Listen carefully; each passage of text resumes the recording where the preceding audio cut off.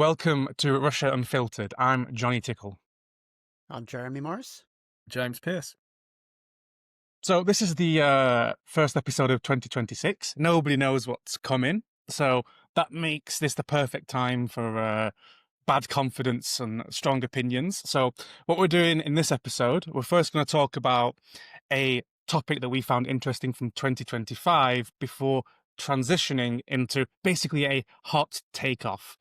So we're going to present three hot takes, three predictions each, and then the other two are going to basically argue why that's wrong.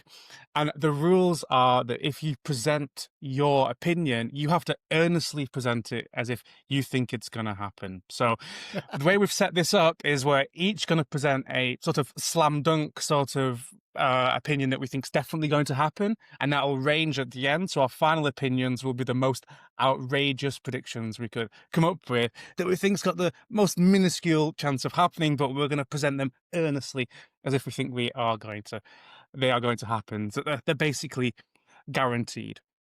So to start off, let's talk about the year that was. Now, we all know the big headlines that have happened in the news, but we've all decided to pick out one topic each that we think would be interesting, that maybe people who don't live in Russia, who are not switched on as much as we are, may not have actually noticed. So maybe Jeremy, we'd like to start with you. Why don't you give us the one story from 2025 you found interesting?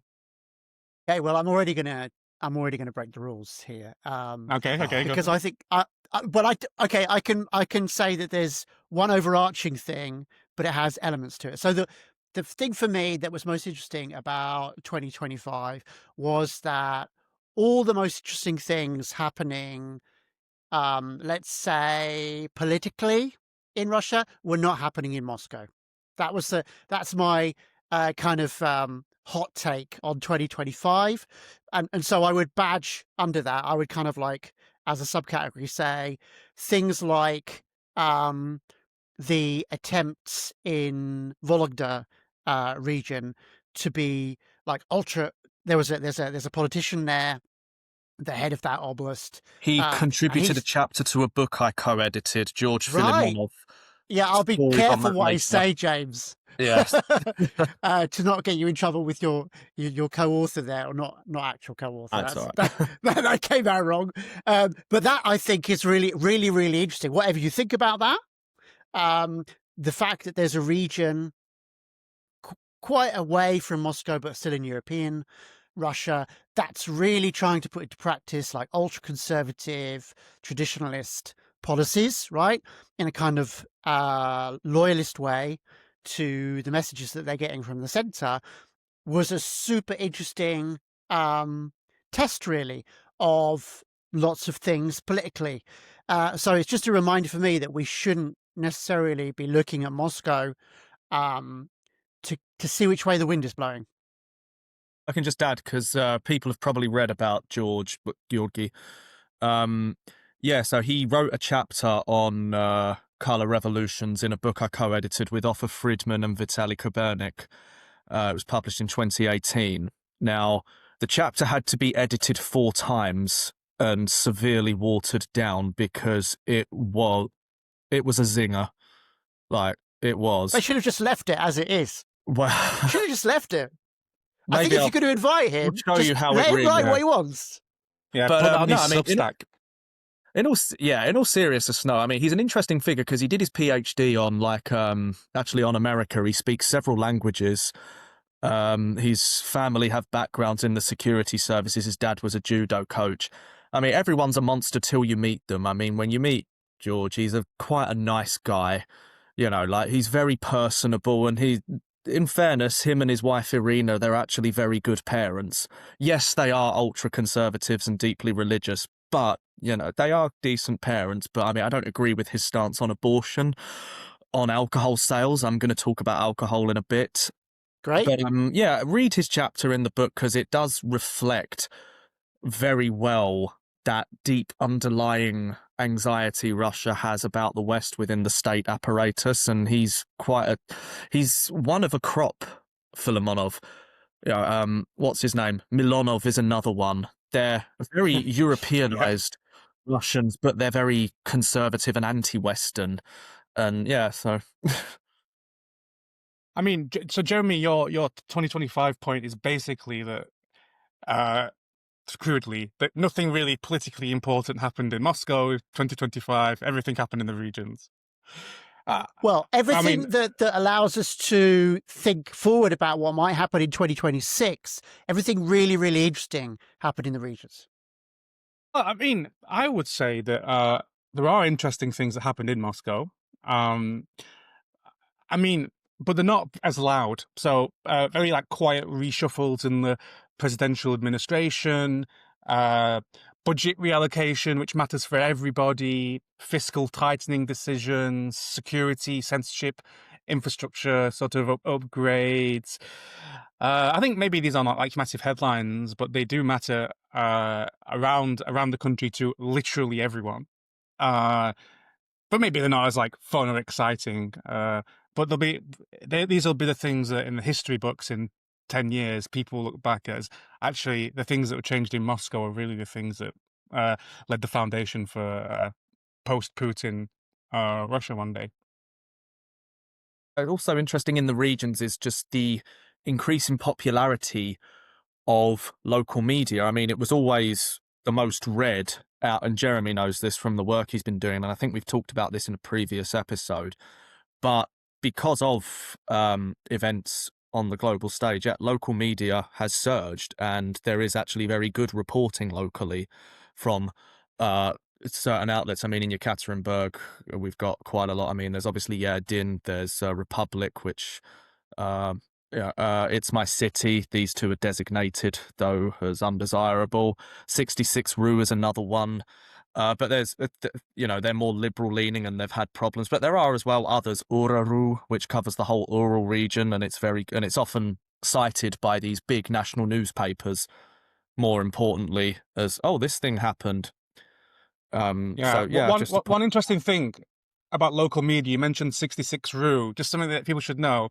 If you want to find a local news site, just type in the registration plate number for a particular area, Rue, and you find local news. The vehicle registration plate. Yeah. I think is 50, is it, or 45 or something? I can never remember. Something like that. I thought it was. I thought it was 33. Oh, okay. Okay. Yeah. I mean, it's so in that sort of area. All right, James. Why don't you give your sort of 2025 Let's talk story about alcohol. Yeah.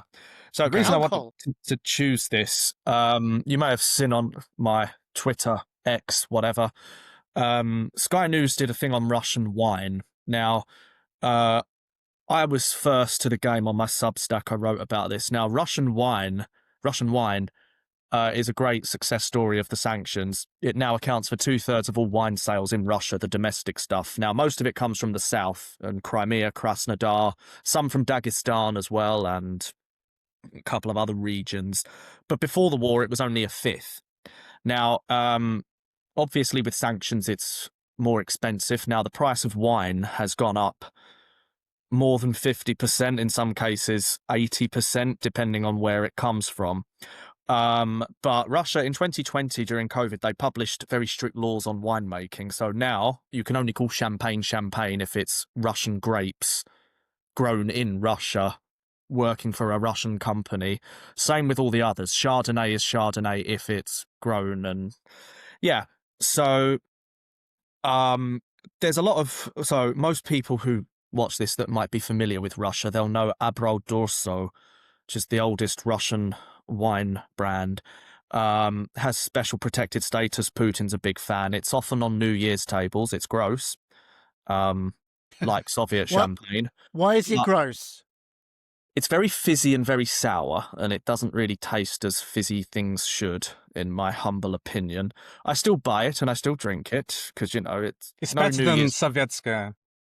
It's better. That's what you say in your Substack, James. You say it's ever so slightly immeasurably better than Soviet champagne. Yes. Yeah. I still drink both because you have to. It's New Year's Eve. But I mean, again, sales before were for Abrau Dorso were very strong. But other brands, you've got Fanagoria. They were winning awards before COVID. that's now everywhere. Sky News reported another one in the Krasnodar region. They're making Prosecco. So that's, Russian wine, about, depending on the brand, 300 to 500 rubles a bottle. And it's good. It's good, but Russians still seem to prefer Italian wines in terms of taste. So even though the sales have gone up, there is still a preference there. The other thing, and John might be the person here because, maybe you as well, Jeremy, I'm not sure of your taste, but craft beer. Now, if you go to Moscow, especially 5, 6, 7 years, craft beer's everywhere. You know, practically every street corner. They've been closing down. But this isn't a uniquely Russian problem. This seems to be a global problem in the UK and in England. It is a global trend, yeah. Yeah. It's a global trend, but also most Russian craft beer comes from the West, even still. Lots of it comes from England, which for me is good because there's some gluten-free beer. I'm celiac. But yeah, it seems that Russia is still following Western trends as well as, so I thought that was quite interesting. You know, the beer, it's, following the West, the wine, it's doing its own thing. And I'll stop now and. But you say, James, can I say about beer? Can I ask you about? You may. Yeah, of course. Again, one of the things that is always striking when you go to, let's say, a nice shop is that you will still be able to buy imported British beer, as you say. But I don't think you intended to give the impression that all the craft beer is being imported. What it's doing is it's inspiring Russian breweries, isn't it? Yeah. It's inspiring Russian breweries, but the number of pubs are closing and micro bars, they're closing. Yeah, go on, John, sorry. Yeah, so I can talk about wine and beer, really. So on wine, I want to say that in Russian restaurants, it used to always be that the crappy sort of house wine would be a rubbishy sort of Russian wine, and then everyone would want to pay a lot of. If you went to a very fancy restaurant, people get the wine menu, and it'd be, I don't know, foreign wine or maybe South American wine, South African wine, something like that. And now the wine menus are full of Russian wines.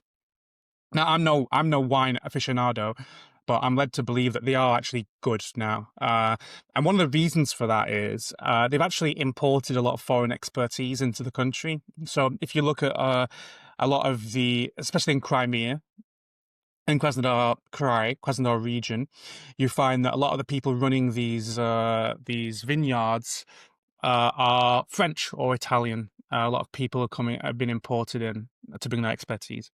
On beer, so what happened is at the start of last year, I don't know if people know this, but it's something that really hit my pocket is there's a massive new tax put on the import of alcohol. Yeah. And it really hurt. It really like massively made the prices jump up. It was crazy. Something like 50% for a pint of imported beer. But of course, most people, they have it in their head that Western beer is just better than a Russian beer. So they will pay more. And it's taken a while for people to really get out of their heads that the only Russian beer is like Baltica and it's terrible. So now there are lots of craft beer companies popping up all over Russia, and that's been a trend for a while, and they are growing in popularity. That's especially helping that a lot of these foreign craft beers, the prices have gone up so much that the price is different, that people will pick what they think is an inferior product because it's so much cheaper, and then they actually begin to learn it's actually not that bad, Yeah, so it's helped. Yeah. I mean, you say about Baltica. I mean, we have to also remind our audience, and they probably do know this, that the reason that Baltica became crap was because it was taken over by a Western company, an international brewing company. Yeah, who will remain nameless because I have a conflict of interest when it comes to Danish brewing companies. So, yeah, we should also say that maybe what's interesting related to what you're saying, Johnny, because of import duty, is that there may be a renaissance in Russian brewing that would echo the renaissance that happened in the late 90s when, I was just exclusively drinking beer in Russia because it was so good, because this was before all these local brewing companies had been taken over by multinational corporations, and in the words of what's his name, the American pundit who talks about Google, in-shitified, right? Beer was in-shitified by the globalization of brewing companies in the late 90s. So maybe you're pointing to a positive thing, the fact that import duty is so high. Although again, they do still import a lot of the ingredients, don't they? Even when they're making their own beer. But on that, I mean, Yeah. it's quite because after the first round of sanctions back in 2014, I mean, Russian agriculture boomed, Russian agricultural products boomed, whether it's fertilizers, tractors, or even just production. And now the same thing is happening with alcohol, so clearly backfired. But I also think it speaks to just habits. People's habits changed in 2025, and they changed without much fuss and without, yes, they still prefer the Western brands, but you know what? This is just as good, and it didn't bankrupt me. So, And James, isn't that how you and I kind of got into proper contact? Wasn't that, weren't we talking about wine over shared love of X? wine, yeah. And and our search for Zinfandels? Yes, there are. For those that missed that Twitter back and forth, so Zinfandel, it's typically grown in America, although I'm led to believe the grape is the same as Cabernet Sauvignon. Is that right? I don't know. I believe so. But obviously it's made differently. Now, you can still get American wines, rosés as well. Quite expensive unless you go to Piatorichka, but then it's awful. And that's where because you said, oh, I can't find a decent Zinfandel, and I was in a town of less than 15,000 people in a Piatorichka in this kind of very run-of-the-mill supermarket, and that was basically last year in 2025. That was my go-to wine because despite what you've both said, I don't remain convinced about Russian wine at all. That's the prejudice that I'm going to keep for a while at least. Maybe 2026 will be the year that I depart from that prejudice. But yeah, basically that was the only wine that I could find that I was willing to drink in a small supermarket in a town of 12,000 people. That, but I'll Californian Zinfandel. Yeah. And again, most of our audience probably does know that this is perfectly normal, but alcohol is not sanctioned. And so, yes, it's perfectly normal to see an American, not a fake, an American Zinfandel in a supermarket in a town of 12,000 people in the middle of nowhere. Before I jump in, All right, John, no, I was going to move on to my 2025 fun fact. So you finish off this topic. Yeah, I was just going to tying Jeremy's topic and mine together. I mean, if you go out into the middle of nowhere to like a product in the middle of a village where, there is a shortage of products. I mean, if you look at the selection of stuff on offer, it's going to be like, income and not a shortage, but a narrow, right? Not a literal shortage, but a narrower selection, right? Range on option. But it will mostly be the Russian products there. Whether it's 50,000 people or 2,000 people. And for all of the people we like to criticize on the internet who, the sanctions are biting, Russia's collapse. It's like, most of the country isn't really, no, they're still doing what they always did. And in fact, they've doubled down, I would say. So, anyway, go on, John. All right, so my fun fact for 2025, I want to talk about tourism and domestic tourism. And so what happened is during COVID, lots of Russians really started to discover that lots of Russia is actually quite nice. Because a lot of Russians had this sort of idea about wines that they just prefer to go abroad if they can. But they realized actually a lot of Russia's quite nice. And it's been going up and up and up since 2022 with people can travel abroad, but it's harder. They need visas. They have to fly via other countries. It's annoying. So according to Sberbank, or their sort of analytical section, domestic tourism grew 7.5% year on year in 2025. And that's despite a huge downturn in Krasnodar Krai. Because you might remember, one of the big stories from last year was an oil spill near Anapa, which really ruined the beaches. So tourist numbers in Krasnodar Krai dropped by more than half last year. something like 64%, massive, absolute killer to the local economy. And that couldn't be offset by slightly growing tourism in Sochi and other parts of the region. So other parts of Russia have really benefited. And one place that people might be surprised to hear about is Crimea. So tourism to Crimea last year went up by 2/3. And that's largely due to lower prices than Krasnodar Krai and tourists switching away from a place they couldn't go. And then, of course, other places tourism went up too. St. Petersburg, people coming to Moscow, and also the two other places that were discovered in during COVID, which were Dagestan and Kaliningrad, which really had massive boosts, and that's continuing now. And demand is also growing rapidly for stays at sanatoriums, like sort of wellness breaks, eco-tourism, nature-based travel rather than just sitting on a beach for 2 weeks or 1 week or whatever. So yeah, one of the fun facts that I have for this year is that domestic tourism is growing and it shows no sign of slowing down.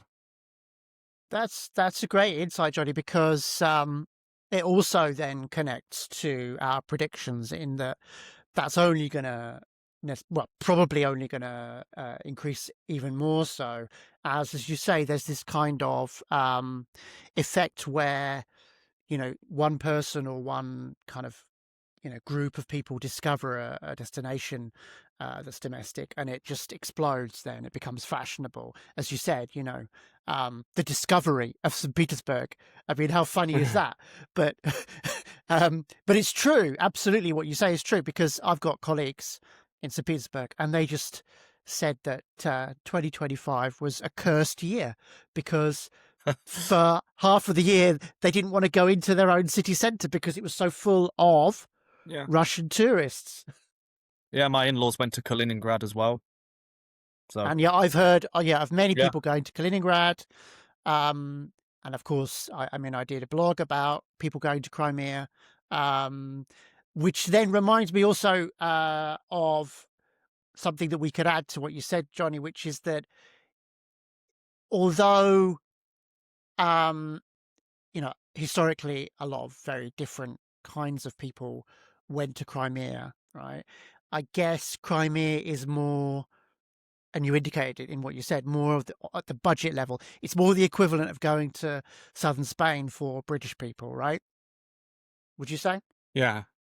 Or Blackpool. Yeah, I'm not sure which place would be more dangerous, actually, Blackpool or Crimea. Probably Blackpool, yeah. Probably Blackpool. Yeah. And I can say that because I have relatives in Blackpool, so no offense to anybody. Well, I can say that because I'm from Preston and we hate Blackpool. I forgot you're from Preston. Local references there, folks. Yeah. But anyway, it's class. So class stratification through tourism is a thing in Russia. James. Yeah. No, there are day trips as well, and also because many people know I'm doing History of the Golden Ring, which was set up as a tourist route. The ancient Russian heartlands northeast of Moscow. But there are other ring routes modelled on the Golden Ring. Crimea, you have the Kingdom of the Bosphorus route. So it's all the ancient Greek empire. So it goes around Crimea. It will soon include the annexed territories we're hearing. Krasnodar. And again, so there's that one. There's the palace tours around Moscow. So the estates, like Tver in the north, and then in the south, you've got Tula and Ryazan. So you can do a ring route of those. In the northwest, it's called the silver pearl. Is it silver necklace or the pearl necklace? So that's, again, like monasteries in the north where it's very cold. In the Urals, you've got the Iron Ring. So that's like industrial cities, in the Far East. In the in the Ural regions. And then in the Far East, there's another ring route, which kind of goes, Kamchatka all the way down the Pacific coast. People don't really realize Russia has 4,000 kilometers of Pacific coastline. And, they're heavily promoting surfing there. So there are, people are taking notice of that. But again, depending on where in the country you live, these might be more accessible than others. It's often easier to do a day trip to a city than to do a whole, right. James, what about Volga, the Volga River? Yes, cruises down the Volga River as well. And then there's a ring around the Volga too. and that goes it goes all the way down to Saratov, doesn't it? Just thinking, and Volgograd, obviously, Kazan, Yaroslavl, I think Nizhny Novgorod. Am I getting these right? Trying to think where the Volga goes. Yeah. And It all of just the I just wondered if you connecting knew more rivers. about the river tours, because I had a look at them last year, and they seem to be quite infrequent. I mean, Yeah. just again, how can they really expand that? Because of course that would No, require a lot of new river ships. Now, yeah, go on, Dan. yeah, actually, the stats that I was reading about tourism when I was preparing for this, the river cruises have not they've gone up something like 1 or 2%, and I guess that's Yeah. just because of capacity. I guess it's just because of capacity, and I just want to say Capacity and about there's what James the said. market. Yeah, maybe. I want to say about James, what James said. You know, in America, they talk about this thing now called a K-shaped economy, where people with lots of money are spending more and people with less money are spending less. It's the same if you look at tourism, the stratification of tourism. So you mentioned Kamchatka. It's very expensive to go to Kamchatka. Yeah. The average person can't just go there and go surfing or go around the mountains. Yeah. So what you have is wealthy Russians. Actually, they don't have to be super wealthy. Maybe people in IT or something like that are paying. Middle Are paying. class people. Maybe it'd be like a few $1,000s to go for a couple of weeks to Kamchatka, or maybe just a week.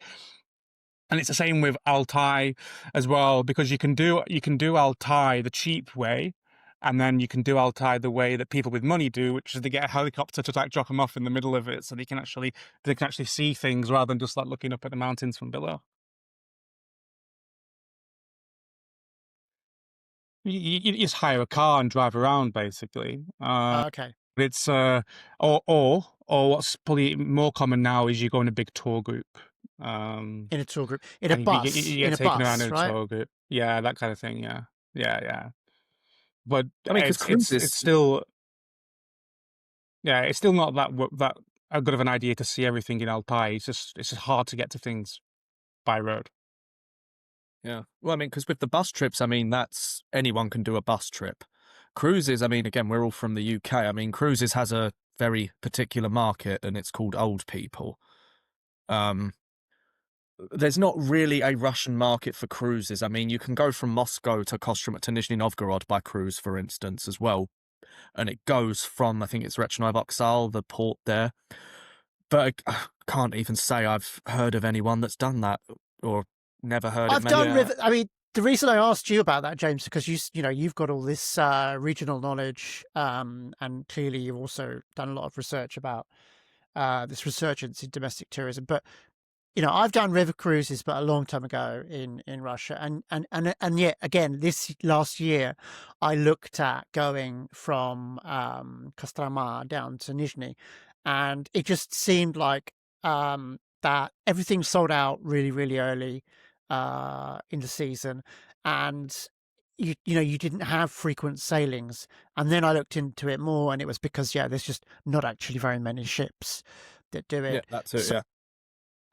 but I also wanted to make the point, because you mentioned, Johnny, that we should also say that there's kind of different segments to this market.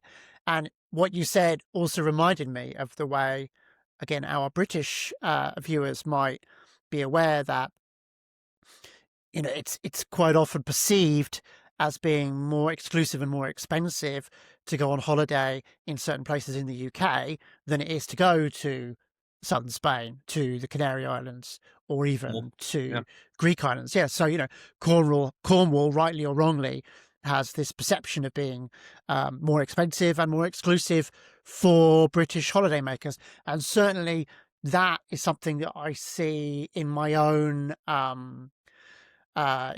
places in Russia, right? Because I spend a lot of time in a national park in Kaluga region, and all the holidaymakers are, as you say, Johnny, they're not super rich, but they're upper middle class, let's say, or middle class Muscovites. And so there's definitely this kind of gap between them and the locals who are serving them. And again, it just made me think of this question of slowdown in the economy in 2026, looking forward to 2026 now. And you'd have thought that in a quote unquote normal country, domestic tourism would actually be a good source of um, employment, seasonal employment. And I just wonder whether that's really the case moving forward in Russia, because even though there is this big pent up demand that we're talking about for domestic tourism, is it really going to translate into kind of getting those Moscow rubles out into the real economy, which of course is not in Moscow? Yeah. So I guess with that, let's just move on to our predictions. So I think I'll go first. Go for it. And I'm going to go with my slam dunk prediction, which is that United Russia will win the parliamentary election this year. I think they will retain a supermajority in the September 2026 Duma And we're, vote. and we're supposed to say that you're wrong, are we? I mean, you can maybe have a caveat. So I'm going to say that they'll officially win somewhere between 47 and 52% of the votes, whereas the actual vote share will be around 30 to 35%. No, so- Johnny, you're so- wrong. It's going to be so- 60%. They're going to win 60%. Well, the thing is, I don't know if you remember 2021, the elections in Moscow, especially the key Yeah, I weapon do, was electronic voting. And there were eight opposition candidates who led paper ballots after being counted, and then they lost after online votes. I think the communists were winning in Um, most regions, weren't they? Until the online Yeah. votes came in. Yeah. Yeah. I use the words opposition advisedly. I think the online sort of voting system is like a black box, which doesn't allow transparency or fairness or to be adequately verified. So I think there was actually an interesting poll in October 2021, a month after the election, when Russians were asked, "Do you think that the Russian elections were fair?" Basically, and 45% of Russians said they were definitely not fair. I think they said either certainly not honest or likely not honest, and the Kremlin obviously proceeded anyway with absolutely zero meaningful consequences.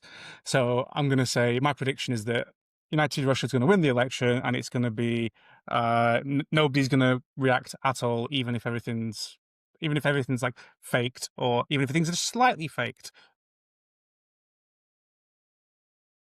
James? The commentary about Russian elections is getting more boring, certainly. It's like, they won again. Because we've been very critical about all of these outrage pieces. Russia's an autocracy, which doesn't take much intelligence or talent to come up with shit like that. But no, I mean, I don't think tactical voting is gonna, that was a big thing. It's like all the tactical voting I think that's gone. You may get the odd people voting for the Communist Party here, or a Liberal Democrat candidate here, or the Novi Ludi, I think most people will switch off to these. Yeah, I mean, I can't really challenge Johnny on that. I think, the average person is not going to vote, is going to show little interest in voting. I mean, I know, again, in certain spheres of the internet, Russia is collapsing, and this is going to, it's going to follow Iran and Venezuela. But no, I think it's just, I don't see it happening. I don't see any even independent, quote unquote. Because again, the Duma. One interesting. Go on. One interesting thing is local issues matter to people as well. So that's why United Russia don't get 70% of the vote, because there'll be some people will be upset with the local representative, but they're not going to vote for some liberal candidate because they're not on the ballot box. So they'll vote for LDPR or communist or something like that, which is fun. Yeah, and I think while it's kind of like you said, you both say it's kind of boring now. There was a time when tactical voting was a real thing. If anything, more so than in Western democracies. And at the time, political scientists weren't really interested in that. And again, it just shows you how I want to use my words carefully here. let's say, how boring a lot of Western political science is about Russia. No, that's true. It is. I mean, if you look back at elections in the 90s, even in the 2000s, you look at regional Dumas and even city councils, you get a lot of different parties elected. But that wasn't interesting because it wasn't fitting the headline. And one thing I was going to say, and be interesting to see the reaction to this, the Duma, if you want to make a career in Russian politics, it's generally not the best place to do that. I mean, yes, it's a very comfortable lifestyle. You get a flat in Moscow, you get pretty good money, and let's be honest, you don't really have to do anything. Yeah, and that's not me saying that. I have spoken to former Duma members of various parties who have said that exactly. It's like, yeah, I've got a nice flat, I've got a cushy, lovely office. So it's like British politics then, It's exactly. Yes, well, Rory Sutherland was talking about that on LBC, wasn't he? It was like the reason British politicians can't fix the housing crisis is because they all get a stipend to buy houses in London to rent. Yeah, and you expect them to solve and it's the same in Russia, really, if you think about it. If you want to make a career in Russian politics, yeah, the Duma's not the place to do it, really. Go on, John. Yeah, if we're going to talk about sort of like tactical voting, as was mentioned, so people might know this mainly through Navalny's smart voting, which started in 2019 for the Moscow City Duma election and really helped a lot of opposition candidates. But what actually happened a lot of the time is that it just moved sort of votes from one opposition candidate to another opposition candidate. It wasn't taking votes away from United Russia, which is what I suppose tactical voting like sort of meant to do. So get all the opposition people together against United Russia. And then in 2021, before the State Duma election, that's when the Kremlin really started going after it. So they had this like sort of smart voting app, which you could put where you are and it told you who to vote for. And Google were blocked from having it on their Play Store, and I think Yandex sort of stopped showing it to people. But I mean, since Navalny's arrest and death and the sort of the end of his the organization of his anti-corruption foundation, that's not a thing anymore. That's sort of gone, and it's elections are boring now, and that's why they'll get a supermajority, even manipulated a little bit. And nobody will care. Nobody abroad will react, and nobody domestically will react either. So, how about James? Why don't you give us your first most likely to happen prediction? Oh, I've got a good one. I'm predicting that there will be sanctions relief of some kind. Well, this may anticipate my prediction. Okay. Yes. If not SWIFT being put back into the international money transfer system, I think that the United States, at least, and probably individual EU countries, said individual EU countries, not the EU itself, comment section, right? They will probably start to lift sanctions on certain things because they realize it's just not working and it'd be easier just not to do it. I mean, we've talked about this in previous videos. See those. Go. My most obvious prediction, or Johnny, did you want to say something? 1 second. Let's talk about what James said. Oh, okay. Yeah, sure. Slovakia, Hungary is what he said. Yeah, okay. Not even Slovakia. I think Germany. I think the UK could, we don't need to talk about the cost of energy prices in the UK. I think. Do you really? No. Okay. Here, this makes it easy for me to pretend that I disagree with you, because I actually do. I think the UK is always going to be a lagging indicator, because they'll always do what other people have done only when it becomes politically meaningless to do it. So I would say, you might have the whole of the EU change their path on Russia. I'm not saying that's going to happen. And then the UK would do it much later, just because the UK is a political basket case with no leadership whatsoever. So I disagree with you there, James. Okay. Defend yourself, sir. Well, I would say this, with the rise of certain parties, it would be politically convenient to tinker around the edges to get the cost of certain things down by relieving sanctions, and certain businesses, now, for people that are unaware, I think 55% of British companies, by the last check, still operate in Russia. They haven't frozen or let, 11% have left Russia of British companies. Now, if you look at French companies and German companies and Italian companies, that number is even lower. It's just not Austria. We were talking about wine. Austrian wine doing very well because they sell to Russia now. And it is actually very nice. Okay, Austria's another outlier there because they're not a NATO member. And Switzerland, again, I mean, do you think Switzerland is going to... No, they're... Switzerland had the what's her name, Matvienko, as a delegate. What's her official position? The head of the Federation Council. Have I got that right? They had her obviously as a delegate this year, while she's under sanctions by all and sundry. Yeah, so I mean, my take on this is that whatever the UK does obviously doesn't matter. There might be a lagging indicator of there might be a lagging indicator of Trump. Now you see how Starmer reacts to everything that Trump does. He doesn't seem to want to criticize anything. So maybe the UK does something because the US has done something. But the problem is with sanctions, it could be, I agree that maybe it'll be bit by bit, but we won't see a wholesale reduction of sanctions because sanctions logic is it's just transatlantic. It's not linked to any one country. Like SWIFT is Belgian, dollar clearing is American. There's sort of all these EU consensus mechanisms that even if the AfD one in Germany, for example, or we have other sort of far right parties winning in Europe, there's like consensus mechanisms in the EU which make things very hard to change. Now, one of the things that will... No, keep going. No, I want to say there's also consider NATO strategy. I mean, what happens with Greenland? Also, various different. It's everything so interlinked. It's very hard for me to see how everything happens in a sort of logical order. But I suppose what might actually happen is it just takes one person to push a domino, and then it all starts falling down. And when countries feel like they're allowed to now because someone else has done it. I was going to say on that, sanctions, people don't realize how much sanctions cost the sanctioning party. I mean, we're paying Russia still for oil more than we're giving to Ukraine in aid, but we're doing it in a way that, I mean, there was a very good article in The Spectator by Owen Matthews on this, and Ben Harris for BNE has also written about this.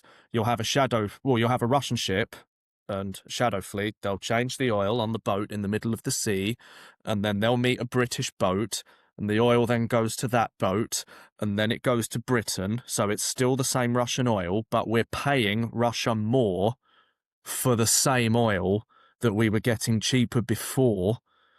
And the same is true of, again, like a sanction, it's also a duty. Or we're paying the intermediary more. We're not paying Russia the intermediary more. And that could be anybody. It could be, murky actors.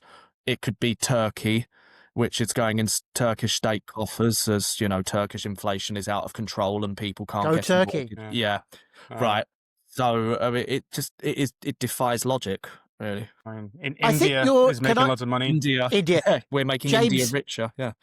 When you say defies logic, I think that's going to be what's going to happen. It will continue to defy logic in even more absurd ways in 2026, the sanctions regime, right?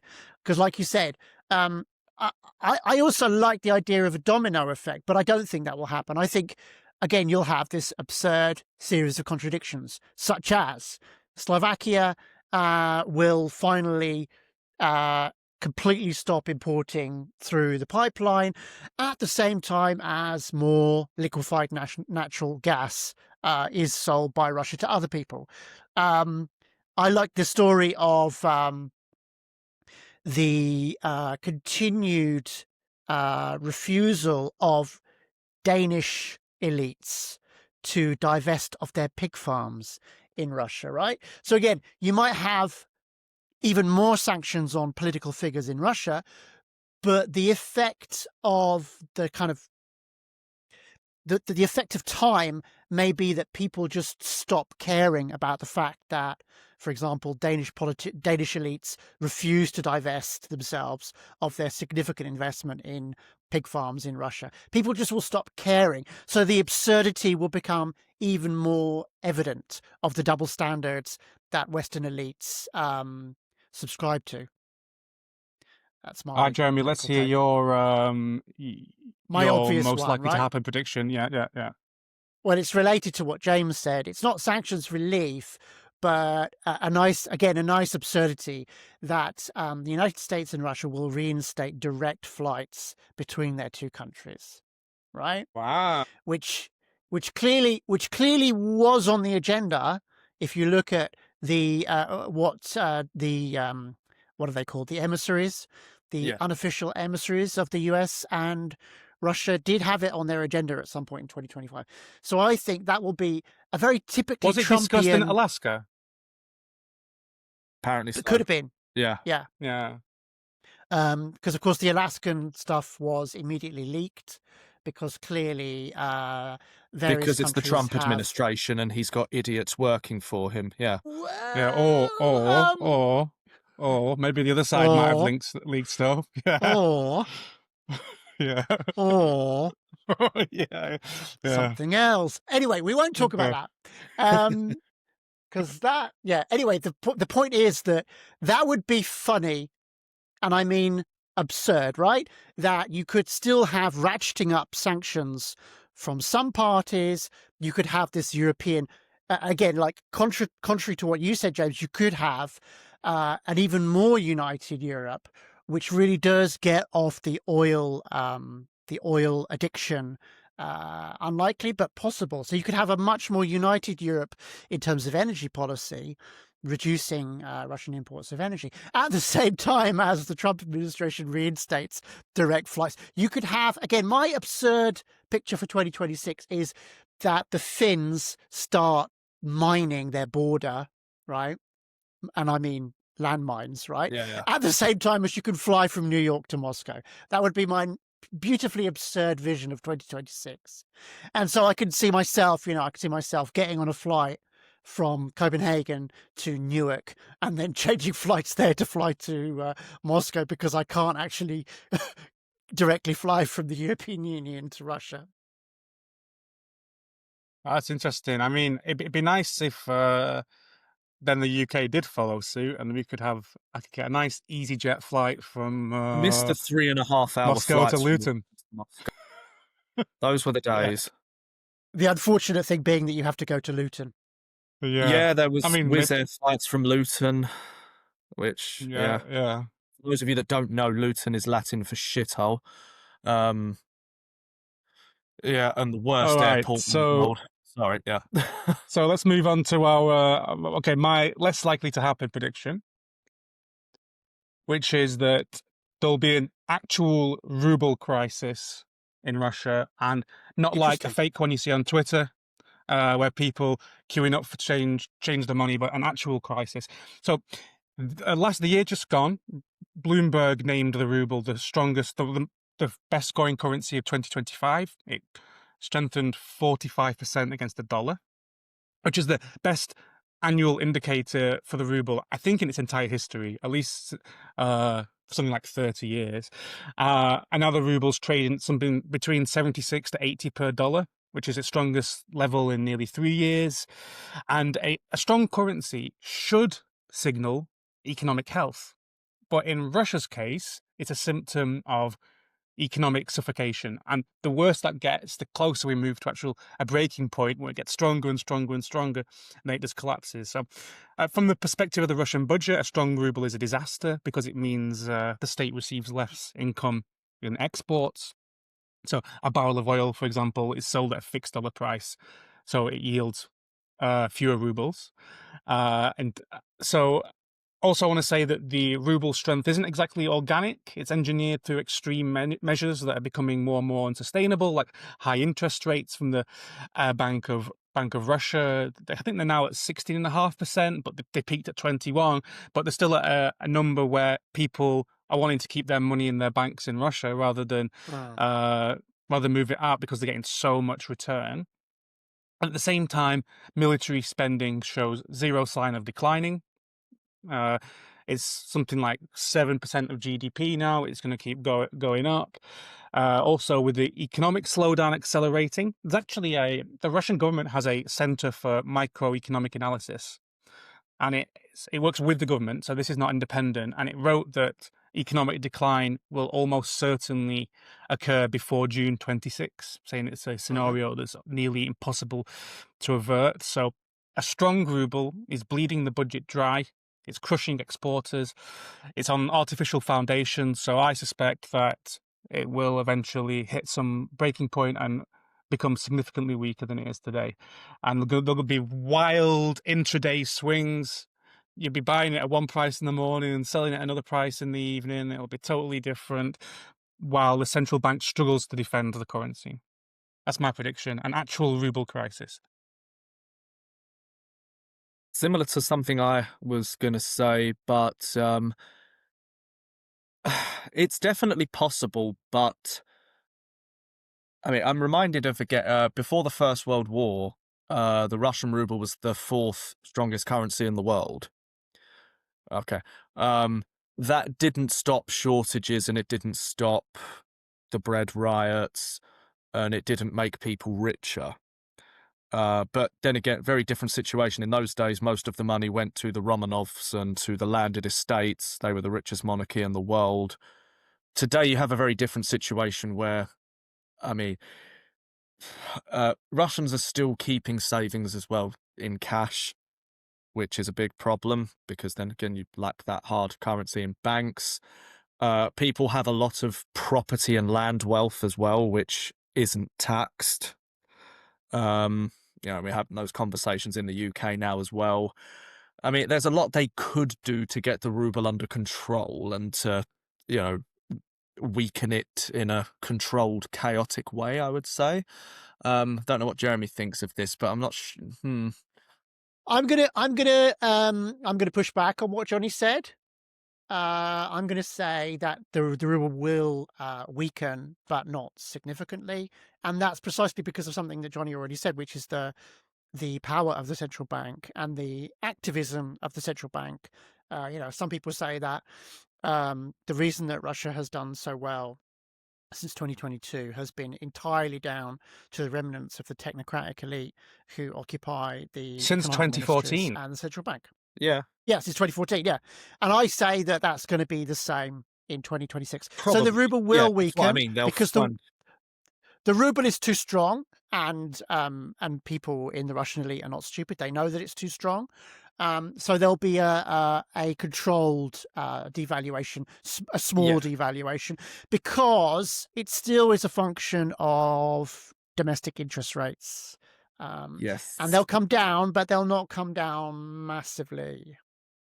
But again, the markets That's are my doing take. quite well in Russia. If you look at the Moscow Stock Exchange, it's been doing, like Johnny was saying, that's not a bad thing, and that can help the currency if, as Jeremy. Of course, yeah. I mean, if there's a political crisis, you have a loss of confidence in a currency, in a government, and that then affects the currency. That could happen. All right, James, let's hear your next prediction.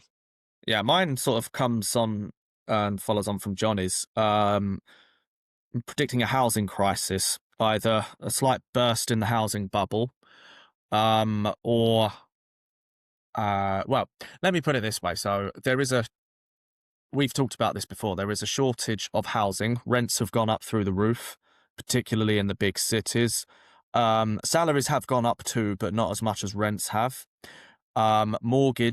Mortgages. This is again another catch-22 thing, because they are giving out more mortgages now than before the war, but the criteria is much higher. For instance, in Moscow, you need a salary of 300,000 to be considered for a mortgage with an interest rate of 19%, which most people can't do. And I think you're going to see a situation where, again, either the ruble is devalued and people can't afford to rent anymore, or rents are going to keep going up because landlords are getting giddy because they can. And realtors and estate agencies are making a killing nowadays. Yeah, so Well, I'm and gonna with the say, move to city uh, going on, yeah, I'm gonna say, I think that's a cop-out prediction because I think that's very, very likely to happen. Because, because I mean, whether it happens this year it remains to be seen. But the housing situation is an absolute mess, and people don't understand just how expensive building materials are and stuff too. So we have a very absurd situation where people are paying their mortgages, but they can't actually afford to do up the flat that they've got. So it's just an empty shell. And we have this issue all over the country. In Moscow, building is like it's still going at a pace, but a lot of these housing companies are struggling to sell them at the price they have been advertising at. yeah, yeah. Because we got this situation where prices are going up, but people are not willing to pay more. There's a weird like supply and demand situation going on there. And a lot of the big housing companies like Samolyot, which is the biggest one, it's not doing well in the stock market. It's a lot of the housing companies are not doing well on the stock market. So I think there are issues. There might have to be a sort of government style bailout at some point of some of these companies. That's what's going to happen. Yeah, the consumer's going to get screwed. Yeah. By a bailout to the developers. They especially. Oh, sorry, go on, John. Yeah. Yeah, I'm going to say, especially in these situations where the developers still run a lot of the buildings, so they run all the infrastructure in the housing complexes. They pay for the security. They pay for people to, I don't know, clean the snow, as someone's been doing this morning here. So if the company goes under, then that all goes on the government as well. Suddenly, yeah, it's putting pressure on local government. Yeah, I was going to say, because both of you will be able to jump in on what I've said here. And Johnny, we talked about this a few years ago, I remember, because when they build new flats in Russia, new buildings, they build them in places you probably don't want to be building flats in. Moscow, and Johnny was saying he could find one for like 4 million a few years ago, but it was just so far away from anything in Moscow where you might want to get to. And they're doing the same in most Russian cities now. Yekaterinburg, they're building, well into the foothills, blocks of flats going up where there's nothing, and there's a little dirt road that goes to it, and no one wants to live there. And they've obviously got the bit for shops at the bottom, which we talked about in a previous episode. The big companies get priority for those. And the Soviet Union, as Jeremy knows, did a similar thing. They built towns where they shouldn't have been building towns, and they're now depopulating very fast. Go on, Jeremy. Okay, well, no. Should we move, as time is moving on, should we move to my medium scenario, whatever we're calling it? Yes. Mine is a slightly dangerous topic, so I'm going to be vague about it. I think there will be more elite infighting, and very specifically, without being specific, perhaps a visible entrepreneurial politician in Moscow may get the chop. A guy known to be openly gay in a country where it is I think I know who you mean. Illegal to be openly gay. I think somebody like that might get the chop just because the way that the country is headed. Any kind of freedom of maneuver is seen as a threat. Any kind of entrepreneurialism in the political sense is seen as dangerous to the core. So somebody like that might, out of left field, get the chop, or more likely, your favorite person, James. He may be offered up on the chopping block. The head of the most loyal region may find his position untenable and be fired because his policies, his ultra-conservative policies, are so unpopular with the local populace. That's my medium risk take. Well, I think yes, but I don't know who. I think in the abstract, it's okay to say that this might happen, because it definitely might. But I think we're already seeing it a little bit. So, for example, Patrushev got reassigned to like the I think is the presidential aid for shipbuilding or something like this. So a lot of these sort of the old guard are being moved around, and I think this is going to continue. But whether we get some sort of high profile chopping down, that'll be interesting. I Dmitry always wonder Kozak though. was Yeah, left in 2025. I always think that sort of like Moscow infighting is kind of already priced into everything. Like Priced in, the yeah. elite competition never stopped. I bet if you're in the Kremlin or the presidential administration, it's just a constant background noise. I think predicting there will be more infighting is like saying I predict there's going to be more weather. Yeah, James? no, I think that's all accurate. And I think that, whoever, in a post-Putin world, whenever that will be, we're not going to predict that. And I mean, history gives us some indications that, Putin probably dies in office. Most Russian leaders in the last 150 years did. Only 2 stepped down voluntarily, that being Gorbachev and Medvedev. Yeltsin, ill health. Lenin, ill health. Brezhnev, could barely speak, but he carried on. Yeah, no, I think that's accurate. I mean, again, coming back to George, I mean, yeah, he's not very popular. But, I mean, again, the thing we have to understand is he doesn't care. And people that don't know Filimonov think he's crazy. They don't seem to understand that he actually thinks the things that He believes. He actually... he's a believer. Yeah, and if you're you work for certain newspapers and media, he actually genuine, and that's what that can be dangerous because, again, he won't back down from those, but it can also be dangerous because he will happily die on those hills. And within the elite structures in Moscow's now, most of them don't have ideologies. They don't have principles in the traditional sense of having principles. So the infighting, it's not going to be like the infighting towards the end of the Soviet Union or the end of the Russian Empire.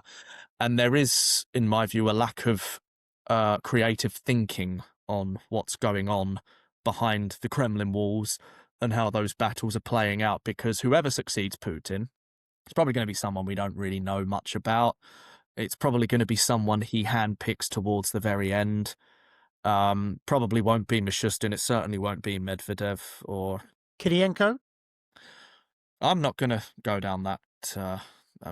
Yeah. I made a point of making myself promise not to even use the word Kirienko in this talk, I'm but not I've already. Yeah, but I mean, I think it would be silly to make predictions, and It would be silly. Yeah, and what's going to happen is there's going to be some academic somewhere that made a prediction off left field, and they're going to go, oh, welcome to my world. Yeah. It's, I knew all along, and it's like, no, you didn't. You got lucky. You didn't.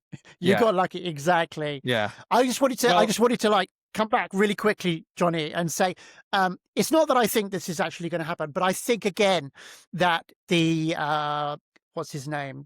George, you're calling him. Filimonov, the Filimonov phenomenon. That in Western circles, that's why. The Filimonov phenomenon is just illustrative, is a metaphor for the problems of the whole country, which is you've got the ultra loyalists that actually believe in this stuff, and then you've got the rest of the country in the economic bloc, which despises him and hates him, even in his own region, that lives in reality. And at some point, these two things are going to actually have to confront each other. I mean, sorry to talk about Kirienko, but he trained judo. He trained judo with Filimonov. Yeah, so I didn't know that. I didn't know that. Yeah, he did, and yeah. So that would make my prediction even more interesting, because despite Kirienko, Filimonov gets fired. Yeah. So I'm gonna move on to my far-fetched prediction. Then let's do it. Do it. You've led very well into this without knowing it was coming. I'd say Vladimir Putin will announce that he won't run in 2030. No. Yeah. Sacrilege. Right. That's sacrilege. So never going to happen. Never going to happen. Every structural incentive suggests he'll cling to power until death. Yes. But in January 2020, Putin laid out a sort of roadmap for transition after 2024, which is when they changed the constitution. Changes that would limit the power of the presidency, redistribute authority across multiple institutions, including lifetime immunity from prosecution for former presidents. Why did he do that if he doesn't need it? Now, I think we all know that Putin can't walk away from power and enjoy a quiet retirement. He's too attached to, he's too dependent on the wealth and the power he accumulated. So the only solution is that he announces succession plans far enough in advance so that he can spend 4 years building an institutional framework that protects him even after leaving the presidency. If he announces it in 2026, that gives him a full 4 years to engineer this perfect exit. I mentioned Patrushev has been reassigned to presidential aid of shipbuilding, and I think that it'll systematically sideline the old guard over the next few years. This is succession planning, and he'll be 77 in 2030, which is still young enough to maintain a behind-the-scenes sort of control for maybe another decade, but old enough that the transition appears natural and inevitable. So this is the smart play, I'm saying. Announced in 2026. Announced in 2026, he won't seek a 6th term. He frames it as guaranteeing political stability, continuity, spends the next 4 years installing loyalists, building power structures, hand the presidency to a Mishustin or a Duman in 2030, but maintain actual control as the eminence grise, like a sort of Russian Deng Xiaoping, who retired but never actually left power. He was in Singapore, for people that don't know. Yeah. Yeah. And so that's my far-fetched prediction for 2026. Okay. James? Nah, completely Comments? disagree with that. As I said, 150 years of precedent. Again, also on that, coups very rarely successful in Russian history. The 1917 revolution is perhaps an exception. They didn't get Gorbachev. It took 2 attempts to get Khrushchev. They got Paul I, but that, again, went horribly wrong because they weren't supposed to kill him. He was supposed to volunteer to step down, and then he got hit with a knuckle to the head. Because they were all drunk. They were all hammered, yeah. Again, Paul I, Alexander II was assassinated. It took a number of times. Yeah. So I think, again, this idea that there's going to be a new Russian revolution is for the birds. One thing, again, like in Central Asia, we've seen, Imam Ali Rahman did what Johnny talked about there, to let his son take over at some point. The guy in Uzbekistan did the same thing. Nazarbayev, but Central Asia is Central Asia. That's not Russia. Singapore is Singapore. Yeah, and again, we try not to talk about controversial topics on this podcast, so I'll be very brief. But again, we've done quite a lot today. Yeah, Putin's health is one of the things you don't talk about in Russian media. It's a closely guarded secret, and of course, he's got access to all the best doctors that he can find. So, again, anyone who claims to have any knowledge about his state of well-being, you shouldn't take this seriously. You shouldn't take it seriously. It's silliness. And no, I think he'll stay on as long as he can. And I'm gonna. Yeah, I agree. I agree. That. I agree. I think what Johnny said is the smart play. But let's face it, even smart people do things that are not very smart. So it's not. All right, let's James, let's hear your out there prediction. Oh. I had to think hard about this absolutely outlandish sort of thing, but I reckon I'm going to get so told off for this. I reckon Kara-Murza goes back to Russia. I reckon that really? And Yasha, I reckon they board planes to Russia again. So opposition returns to Russia. Why? I reckon that some of the ones who were freed because they're going to make another show and go of it. You can't get me. They'll just, So we're talking about the ones who were swapped against their will. In an exchange. He's been talking about this openly. It might not be as far now. Yashin, and I think Yashin was made stateless. Kara-Murza has been talking about wanting to return very openly. He's told the story of when he was on the plane. He was talking with an FSB guard about Russian history, and he said, "I'm going to return sooner than you think." this isn't the last time. And he said it again on France Dear. 24 recently. So I reckon he's going to be an incredibly stupid person. Or, I mean, I don't think Kasparov is going to do that, because he's got, he's got quite a comfortable life. So, yeah, no, I reckon Karamurza, there's my... Okay. I'm gonna what do you call it in poker? I'm gonna like raise the stakes. I'm gonna Okay. say no, that's Raise, not gonna happen. And the reason that won't happen, James, is because the EU will finally agree a kind of Nansen passport, that is a document for stateless persons that goes back to the 1920s and 30s for Russian oppositionists. And the Russian oppositionists, because they are narcissistic, selfish, and completely useless Naive. individuals in the main, Yeah. will love that, because again, like you said, you mentioned with Kasparov, of course, is not a political figure. He is an entrepreneur. And he's an entrepreneur in the United States and in Europe, yeah, because that's where he gets attention. Nobody in Russia probably even remembers who he is. So, no, my upping the stakes in ridiculousness, I don't actually think this is going to happen, is that the EU will provide the opposition with a load of passports, which will cement their irrelevance in the Russian political sphere. I mean, we have lots of infighting going on right now in the Russian opposition with, I guess we shouldn't talk about this, with Volkov's recent comments. So, It's not even worth talking about them, to be honest with you. I suppose, but my location makes me not want to talk about that. No, that's absolutely fine. But I think that I have mixed views about Karamurza. And I think that I actually truly believe him when he said he did not want to be swapped and did not want to be moved away. I'm sure lots of the people who were swapped were very happy to get out of Russia, but I firmly believe that he wanted to stay. He believes he is a patriot, or however you want to describe that. And maybe he does go back, but I'm also going to say I don't think that's going to happen this year. All right, Jeremy, let's hear your outlandish.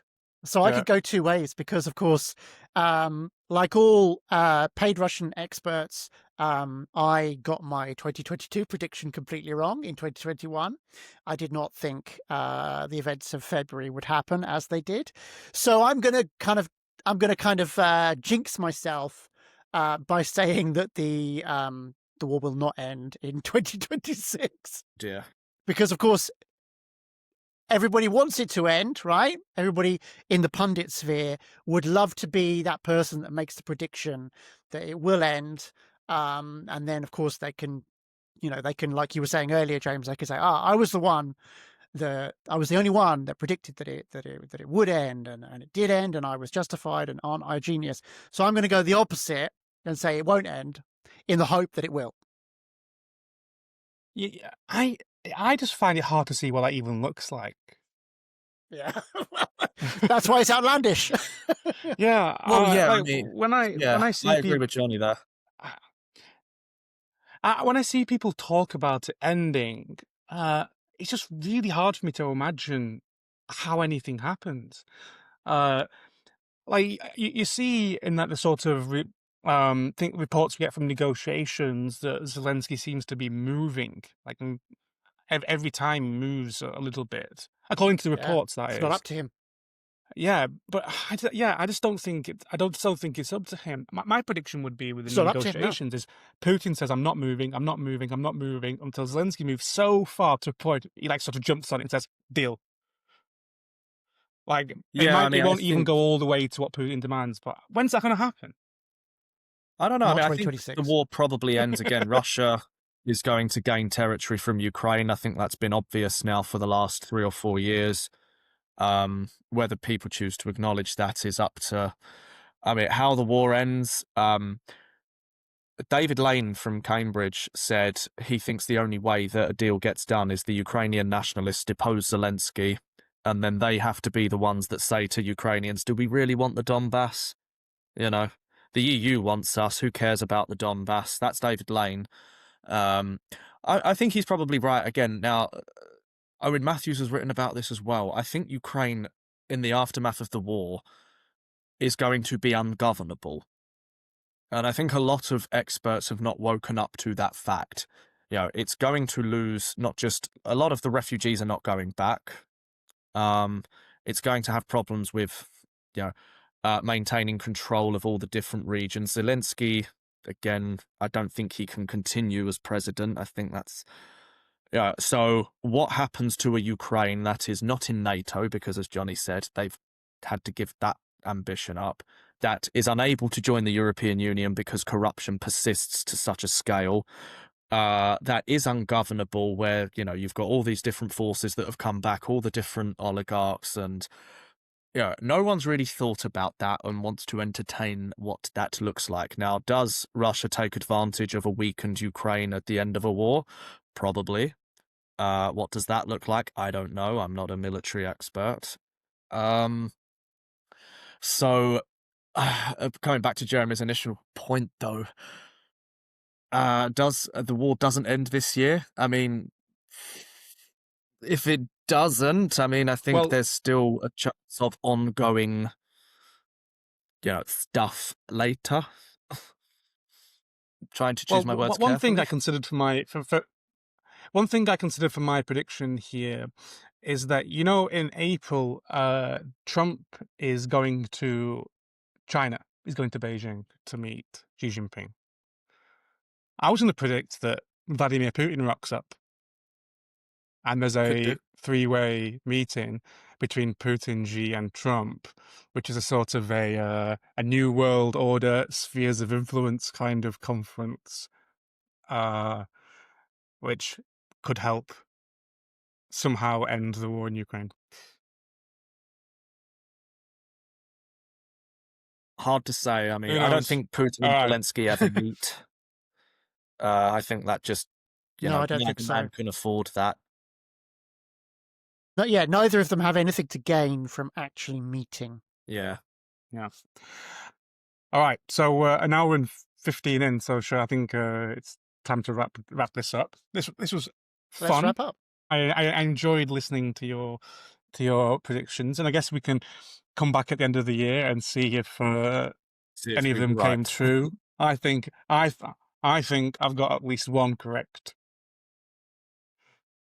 All right. I think So- all of mine are wrong. All right. So thank you very much, and we will see you next week. Goodbye. And put in the comments any topics that you'd like us to cover. Oh yes, definitely. Bye.